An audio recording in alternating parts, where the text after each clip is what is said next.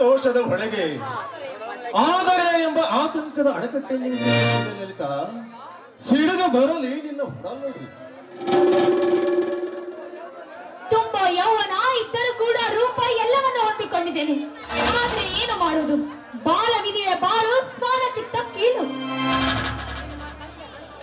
ನಿಮ್ಮ ತಂದೆ ಹಣದ ಆಸೆಗೆ 80 ವರ್ಷದ ಕಾಮೇಶ್ವರಾಯರಿಗೆ ನಿನ್ನ ಕೊಟ್ಟು ಮದುವೆ ಮಾಡುತ್ತಿದ್ದರೆ ನೀನಿಷ್ಟು ತೀರೋ ವಿಧಿಯಾಗುತ್ತಿರಲಿಲ್ಲ. ತಂದೆ ಮಾಡಿದ ಸಾಲಕ್ಕೆ ಮಗನನ್ನು ತಿಪ್ಪಿಗೆ ಹೋಗಿ ನಿನ್ನ ತಂದೆ ತಾಯಿ ಮಾಡಿದ ಪಾಪ ಕೃತ್ಯಕ್ಕೆ ನೀ ತಾಪ ಪಡಬೇಕಾಗಿದೆ. ಸ್ತ್ರೀಯರ ಲಿಖಿತವೇ ಇಷ್ಟು. ಲಲಿತಾ, ನೀನೆಷ್ಟೇ ಹತ್ತು ಭಕ್ತಿಯಾದರೂ ಸತ್ತ ಪತಿ ಜೀವನಕ್ಕೆ ಬರಲಾರನು. ಮೇಲಾಗಿ ಮನೆ ತುಂಬಿದ ಮಡದಿಯ ಸರಸ ಸಲ್ಲಾಪದ ನೆಲಕಾಣದಲ್ಲಿ ನಂದನು ತಂದೆ ತಾಯಿಗಳನ್ನು ಕಳೆದುಕೊಂಡು ಪರದೇಶಿಯಾದ ನಿನ್ನ ಪಾಡನ್ನು ನೋಡಲು. ಸ್ತ್ರೀಯರ ಲಿಖಿತವೇ ಇಷ್ಟು. ಪತಿ ಸಕ್ಕರೆ ಸತಿ 10 ಸ್ಮಶಾನ ಸೇರಬೇಕು. ಅವರ ಜೀವನಕ್ಕೆ ಸುಖ ಶಾಂತಿ ನೆಮ್ಮದಿ. ಅದೇ ಸತಿ ಸಕ್ಕರೆ ಸತ್ತರೆ ಆ ಮರುಕ್ಷಣದಲ್ಲಿ ಪತಿಯ ಮರುಮದುವೆ. ಇದಕ್ಕೆಂದುವರು ಸ್ವಾರ್ಥದ ಸಮಾಜವೆಂದು ನಿಮ್ಮಂತ ವಿಧಿವೇರಿಗೆ ಹುಡುಗೆ ತೊಡುಗೆಗಳ ಆಸೆ, ಉಣಿಸು ತಿನಿಸುಗಳ ಆಸೆ. ಪತಿ ತೀರಿದರೆ ರಾಗರತಿಗಳಿಲ್ಲದ ನಿರ್ಜೀವ ನಿಷ್ಪಾಂತದ ಪುಳುಕಗಳು. ಇಷ್ಟು ತಿಳಿಯುವ ಸಮಾಜ ಇದು ಇಟ್ಟಿದ್ರೆ ಬಾಲ ಹತ್ಯೆ ಆದಿ ಭ್ರೂಣ ಹತ್ಯೆ ಎಡೆಬಿಡದೆ ನಡೀತಿರ್ಲಿಲ್ಲ. ಲಲಿತಾ, ಪತಿಯು ತೀರಿದರೆ ಸನ್ಯಾಸಿಯಾದರೆ ಧಾರ್ಮಿಕ ನೈತಿಕ ದೃಷ್ಟಿಯಿಂದ ಪತಿತನಾದರೆ ಸ್ತ್ರೀಯು ಬೇರೆಯವನನ್ನು ಮದುವೆ ಮಾಡಿಕೊಳ್ಳಬಹುದೆಂಬ ಸುದ್ದಿವಚನ ಪ್ರಕಾರ ನೀನು ಮರು ಮದುವೆ ಮಾಡಿಕೊಂಡರೆ ಮನುಷ್ಯ ಜೀವ ಸಾರ್ಥಕ. ನೀನೆನ್ನುವ ನುಡಿ ಸತ್ಯ. ಆದ್ರೆ ದುಃಖಕ್ಕೀಡುವಾದ ಅಬಲೆಯ ಬಾಲು ಸಬಲೆಯ ಮಾಡುವ ಸಂತೋಷದಿಂದಿರುವ ಸಮಾಜ ಅಂತೂ ಇಲ್ಲವೇ ಇಲ್ಲ. ಅಂತೂ ಹಕ್ಕಿಯು ಬಲಿಯಲ್ಲಿ ಬೀಳುವಂತೆ. ಲಲಿತಾ, ಅರಿತೆ ನಾನೆಂದು ನಿನ್ನಂತರಾಳದ ಒಳಗಲ್ಲ. ನಿನ್ನ ಒಪ್ಪಿಗೆ ಇದ್ದರೆ ಮಾತ್ರ ಒಂದು ಮಾತನ್ನು. ಶರತ್ ನೋಡಿ, ನನ್ನ ಅಚ್ಚುಮೆಚ್ಚಿನ ಸ್ನೇಹಿತರಲ್ಲಿ ನೀವೇ ನನ್ನ ಅಚ್ಚುಮೆಚ್ಚಿನವರು.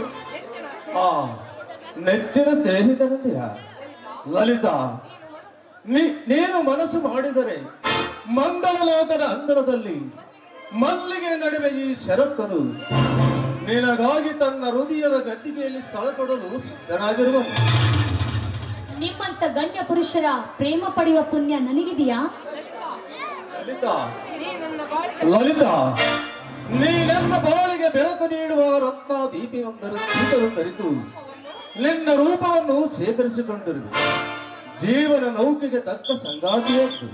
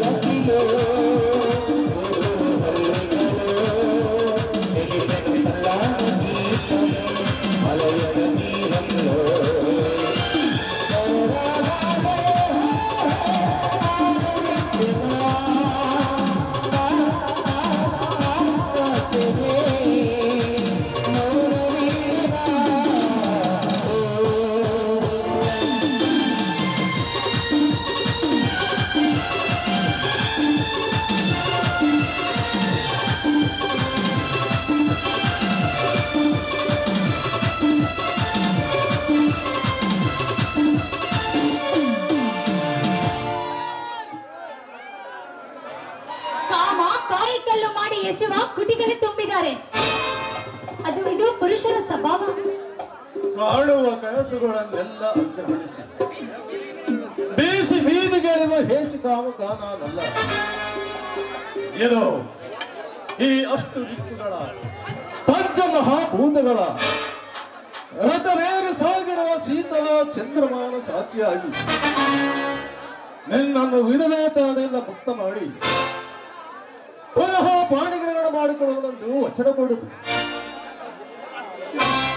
ವಚನ ಡಾಕ್ಟರ್, ನಿನ್ನಿಂದಲೇ ಅಡಿಗಾಲಿನ ಶಂಕುಸ್ಥಾಪನೆ ನಿನ್ನಿಂದಲೇ ಆಯಿತು.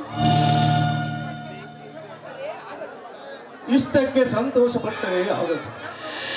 ನಮ್ಮ ಮುಂದಿನ ಬಾಳು ನಂದನ ವನವಾಗಬೇಕಾದರೆ ನಮ್ಮ ಸಂತೋಷ ಸುಧನ ಸಂಪತ್ ಸೌಭಾಗ್ಯಗಳಿಂದ ಸಿಲುಗತ್ತಿ ನಿಲ್ಲಬೇಕಾದರೆ ಇಂಧನ ತಳಹದಿ ಗಟ್ಟಿಯಾಗಿ ಬಾಳ ಹಾದಿ ಹಸನಾಗಬೇಕು. ನಮ್ಮ ಪ್ರಣಯದ ಹಾದಿಯಲ್ಲಿ ಮುಳ್ಳಾಗಿ ನಿಂತಿದ್ದಾರೆ ನಮ್ಮ ಅಣ್ಣ ಅತ್ತಿ ಎಂಬ ಮುಳ್ಳು ಕಂಟಿಗಳು.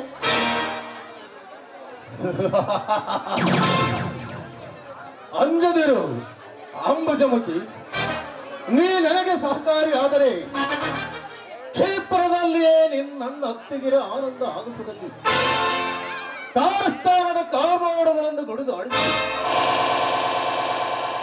ಸವಿಗನಸಿನ ಸುಖ ಮಂದಿರದ ಶಿಖರದಲ್ಲಿ ಸಂಚರಿಸುವ ಅವರು ಇರುವರನ್ನು ಅಲ್ಲಿಂದಲೇ ಕಣ್ಣೀರನ ಕಡಲಲ್ಲಿ ಕೆಡದು ಇದು ನಿಶ್ಚಯವೇ ಹೊರತು ಚಲಿಸಬಹುದು ವಾಚನ. ಆದರೆ ನನ್ನ ಕಾರಸ್ಥಾನ ನಾಟಕದ ಪ್ರಥಮ ದೃಶ್ಯವಿದು. ಹಾಗಾದರೆ ಈ ದೃಶ್ಯಕ್ಕೆ ಯಾವ ತಂತ್ರ ಜೋಡಿಸ್ತೀರಾ? ಲಲಿತಾ, ನಾನು ಡಾಕ್ಟರ್. ಸ್ವರ್ಗದಲ್ಲಿ ಸ್ಥಳ ತಿರುಗದ ಹಿಂದಿರುಗಿದ ತ್ರಿಶಂಕುವಿಗೆ ಪ್ರತಿ ಸ್ವರ್ಗವನ್ನೇ ನಿರ್ಮಿಸಿ ಪ್ರತಿ ಸೃಷ್ಟಿಕರ್ತನೆಂದೆನಿಸಿಕೊಂಡ ವಿಶ್ವಾಮಿತ್ರ ಅವರಂತೆ ಮೃತ್ಯುವಿನ ಮುಷ್ಟಿಯೊಳಗಿಂದ ಮುಸುಳಿ ಬಂದವರಿಗೆ ಕೂಡ ಪ್ರತಿ ಮರಣ ತರುವ ಪ್ರತಿ ಕೃತಾಂತರೆಂದರೆ ಈ ಡಾಕ್ಟರ್ನೆಂದು ತಿಳಿಯಿರಿ. ಹಾಗಾದರೆ ಹಿಂದೆ ಪ್ರಾರಂಭಿಸಿ ಆ ನಿಮ್ಮ ಕಾರ್ಯ. ಲಲಿತಾ, ಇಂದಿನಿಂದ ನಾವು ಪ್ರೇಮ ಸಾಮ್ರಾಜ್ಯದ ಸಂತೋಷದ ಸಾಗರದಲ್ಲಿ ಬಂಗಾರದ ದೋಣಿಯಲ್ಲಿ ಕುಳಿತು ಅಪರಂಜಿ ಹೊಟ್ಟಿನಿಂದ ದೋಣಿಯನ್ನು ಚಲಾಯಿಸುತ್ತಾ ನಮ್ಮ ಜೀವನ ಬೆಳಗಿಸೋಣ. ಮೆಲ್ಲೆ ನಿನ್ನು ಕಾಣದೆ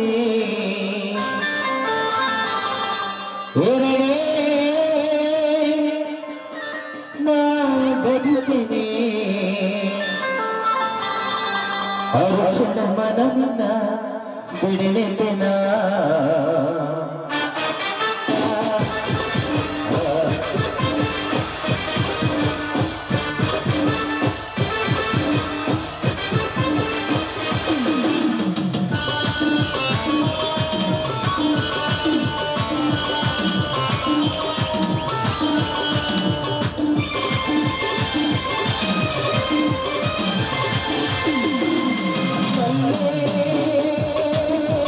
ಕಾಣದೆ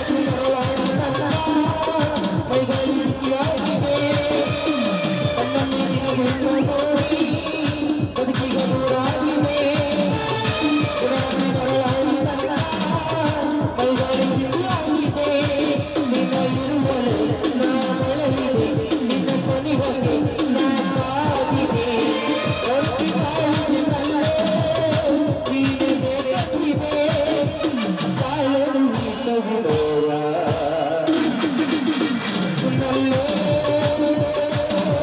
ಕಾಣದೆ ಕಡಲೋ ಬರುತ್ತಿದೆ ಔಷಧ ಮರದಿಂದ ಬೆಳೆದಿಲ್ಲ ತಲೆ ಮಾರಾಟ ಬಯಸುತ್ತಿದೆ ಔಷಧ ಮರ ಬೇಡುತ್ತಿದೆ